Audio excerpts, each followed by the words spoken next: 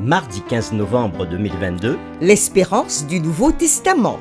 c'est avec beaucoup de plaisir que nous vous accueillons sur votre chaîne L'Aventure dans la Parole. Nous voulons vous accueillir de partout où vous vous trouvez, de quelle que soit la contrée où vous êtes, la ville, le village. Nous disons que la paix de Dieu soit avec vous.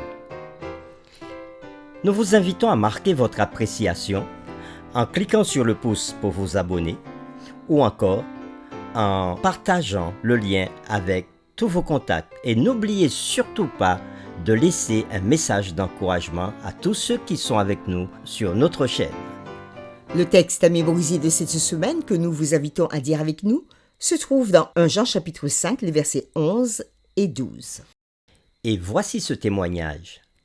C'est que Dieu nous a donné la vie éternelle et que cette vie est dans son Fils. Celui qui a le Fils a la vie. Celui qui n'a pas le Fils de Dieu n'a pas la vie. Nous reprenons ce verset dans 1 Jean chapitre 5, les versets 11 et 12. Voici ce témoignage. C'est que Dieu nous a donné la vie éternelle et que cette vie est dans son Fils. Celui qui a le Fils a la vie. Celui qui n'a pas le Fils de Dieu n'a pas la vie. Sur quoi se fonde l'espérance du Nouveau Testament? Si les âmes des justes morts étaient déjà avec le Seigneur au ciel, ou si l'âme est immortelle, y a-t-il besoin de mentionner la résurrection finale comme étant l'espérance chrétienne? Gloire, gloire à Jésus. Dans le ciel, il veut réunir ses bien-aimés élus. Levons en haut les yeux, tressaillons de bonheur. C'est en parlant de l'espérance des croyants morts dans la foi en Christ et de la résurrection de Christ que nous répondrons à ces questions. Dans nos séquences précédentes, le dimanche 13 novembre, nous avons parlé de l'espoir au-delà de cette vie. Le lundi 14 novembre, « Je reviendrai », disait Jésus, « et je vous prendrai avec moi afin que là où je suis, vous y soyez aussi. » Oui, au second retour de Jésus, tous ceux qui dorment dans la tombe seront avec lui à ce moment-là et pas avant. Et aujourd'hui, nous présentons la séquence. Je le ressusciterai.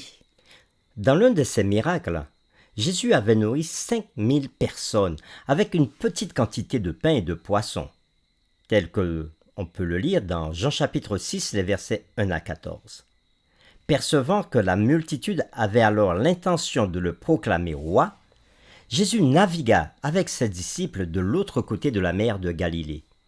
Mais le lendemain, la multitude le suivit là où il prêcha son puissant sermon sur le pain de vie, avec un accent particulier sur le don de la vie éternelle.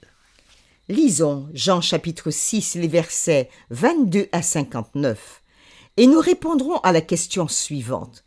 Comment Jésus avait-il associé le don de la vie éternelle à la résurrection finale des justes? Jean, chapitre 6, les versets 22 à 59. La foule qui était restée de l'autre côté de la mer avait remarqué qu'il ne se trouvait là qu'une seule barque et que Jésus n'était pas monté dans cette barque avec ses disciples, mais qu'ils étaient partis seuls. Le lendemain, comme d'autres barques étaient arrivées de Tibériade près du lieu où ils avaient mangé le pain, après que le Seigneur eut rendu grâce, les gens de la foule, ayant vu que ni Jésus ni ses disciples n'étaient là, montèrent eux aussi dans ces barques et allèrent à Capernaum à la recherche de Jésus. Et l'ayant trouvé, au-delà de la mer, ils lui dirent « Rabbi, quand es-tu venu ici ?» Jésus leur répondit « en vérité, je vous le dis, vous me cherchez, non parce que vous avez vu des miracles, mais parce que vous avez mangé des pains et que vous avez été rassasiés.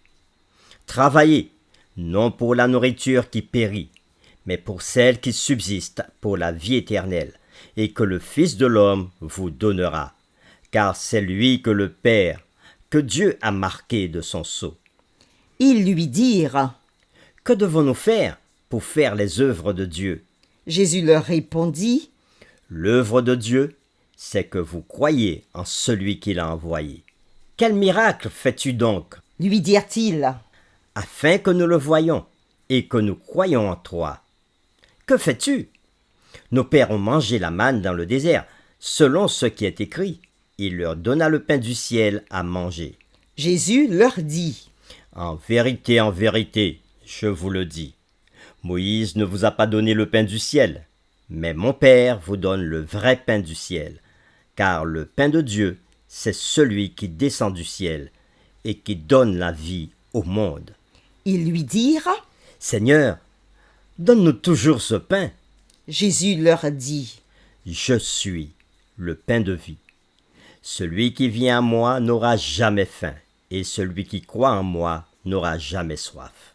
Mais je vous l'ai dit, vous m'avez vu, et vous ne croyez point. Tous ceux que le Père me donne viendront à moi, et je ne mettrai point dehors celui qui vient à moi. Car je suis descendu du ciel pour faire non ma volonté, mais la volonté de celui qui m'a envoyé. Or, la volonté de celui qui m'a envoyé, c'est que je ne perde rien de tout ce qu'il m'a donné, mais que je le ressuscite au dernier jour. La volonté de mon Père, c'est que quiconque voit le Fils et croit en lui ait la vie éternelle, et je le ressusciterai au dernier jour.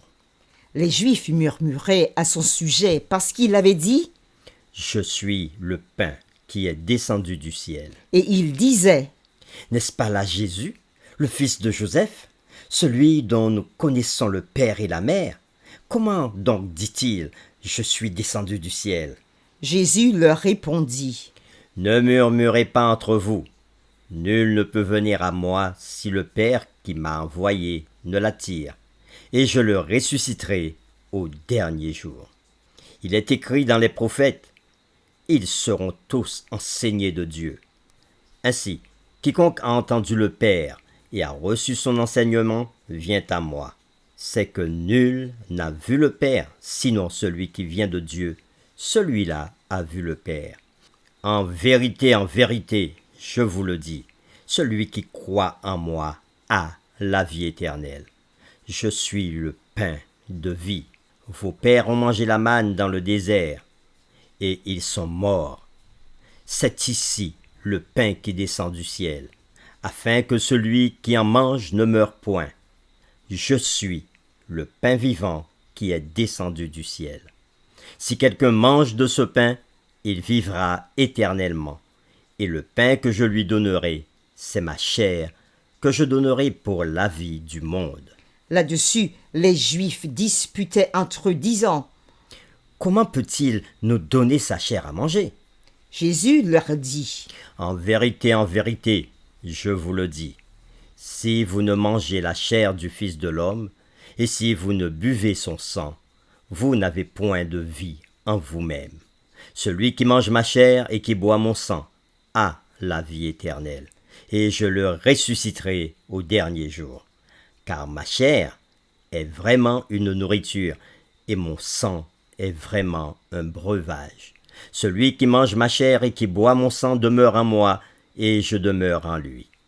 Comme le Père qui est vivant m'a envoyé, et que je vis par le Père, ainsi celui qui me mange vivra par moi. C'est ici le pain qui est descendu du ciel. Il n'en est pas comme de vos pères qui ont mangé la manne et qui sont morts. Celui qui mange ce pain vivra éternellement. Fin de la lecture. Nous reprenons notre question. Selon le texte de Jean, chapitre 6, les versets 26 à 51, comment Jésus avait-il associé le don de la vie éternelle à la résurrection finale des justes? Dans son sermon, Jésus avait mis en évidence 3 concepts de base en ce qui concerne la vie éternelle. Premièrement, il s'était identifié comme étant le pain de Dieu qui descend du ciel et qui donne la vie au monde.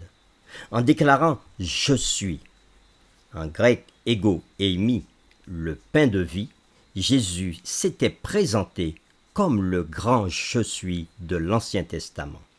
Deuxièmement, dans ce texte, Jésus nous explique que la vie éternelle peut être assurée en lui. Il dit dans Jean 6, verset 35, « Celui qui vient à moi et celui qui croit en moi aura cette bénédiction. » Et enfin, Jésus relia le don de l'immortalité à la résurrection finale, assurant son auditoire 3 fois. Et il dira « Et je le ressusciterai au dernier jour ». Il le dit au verset 40, au verset 44 et au verset 54.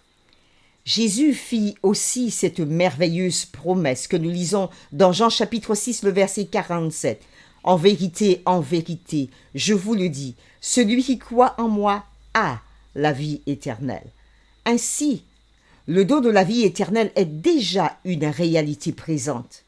Mais cela ne signifie pas que le croyant ne mourra jamais, car même l'expression « je le ressusciterai » que l'on trouve au verset 40 présuppose le fait de revenir à la vie après sa mort. Le tableau est clair. Sans Christ, on n'a pas la vie éternelle. Mais même après avoir accepté Christ et avoir eu l'assurance de la vie éternelle, nous continuons, pour l'instant, d'être mortels et par conséquent soumis à la mort naturelle. À la seconde venue, Jésus nous ressuscitera, et alors, et là, il nous donnera le don de l'immortalité qui était déjà le nôtre. Le don est assuré, non pas grâce à une supposée immortalité naturelle de l'âme, mais plutôt grâce à la justice de Jésus qui vient à nous par la foi en lui. Pour terminer, attardons-nous ensemble sur les paroles de Jésus selon lesquelles, si vous croyez en lui, vous avez la vie éternelle. Comment cette merveilleuse promesse peut-elle vous aider à faire face à la douloureuse réalité de notre condition mortelle actuelle, bien que temporaire? Nous vous invitons à vous joindre à nous dans la prière. Seigneur, à travers ta parole, tu nous as fait une belle affirmation en nous disant « Je suis le pain de vie ». Et tu nous as dit que si nous étions en relation avec toi, si nous restons ancrés en toi et fervents dans ta parole, rien ne peut nous empêcher d'avoir la vie éternelle.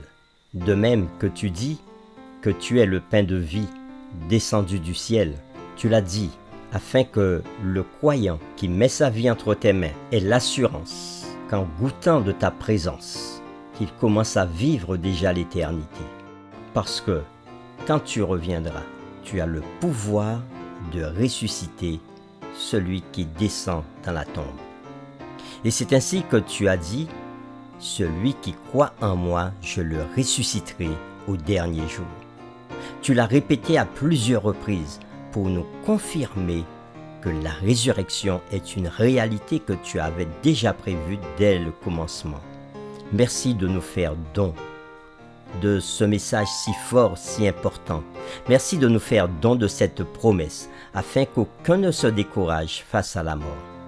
Que ta paix soit dans le cœur de chaque croyant et de tous ceux qui mettent leur confiance en toi. Nous t'avons prié au nom de Jésus.